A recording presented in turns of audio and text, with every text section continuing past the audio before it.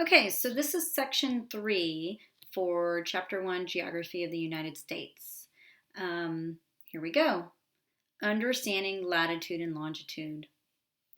Geographers begin to study a place by finding its absolute location or exact address on Earth.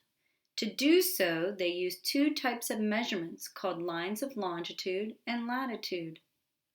With these lines, they can pinpoint any place on Earth. Distances between these lines are measured in degrees. So I just want to go ahead and show you this graphic here. You'll see here they're showing lines of latitude, and lines of latitude go from east to west. And you'll see right in the middle at the 0 degrees, that is labeled the equator. You've got north on top, and they go up north, and going down further is south. Over here we have lines of longitude, and the 0 degrees lines of longitude is called the prime meridian, and these are going from north to south, but they are measuring how far east or west a place is. Same with over here. This is measuring how far north or south a place is.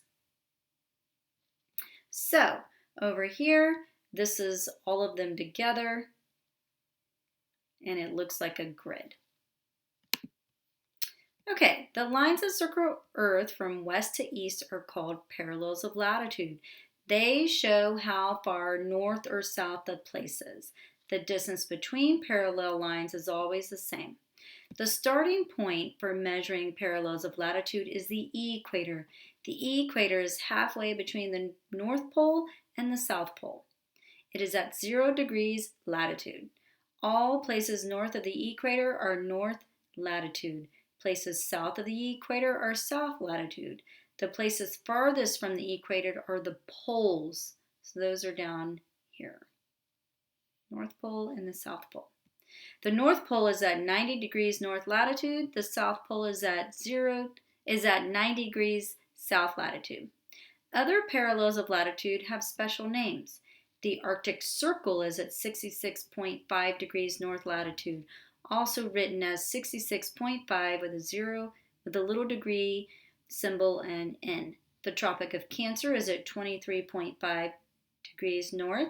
The Antarctic Circle is at 66.5 degrees south. The Tropic of Cancer, Capricorn, is at 23.5 degrees south. Find these special lines on the map on page 7. These lines mark areas of Earth that receive different amounts of sunlight throughout the year. So this is a map that's going to be very similar to what you're going to be looking at for your geography assignment today, except for our geography assignment won't have all of these labels in there. You will be putting the labels in. So you can see here, like the Tropic of Capricorn is just below 15 degrees south. The Tropic of Cancer is just below 30 degrees north. So that's how you read these lines. 40 degrees, 45 degrees north going across is a line of latitude. And then these are lines of longitude going down. The lines that run from the North Pole to the South Pole are called meridians of longitude. They show how far east or west a place is.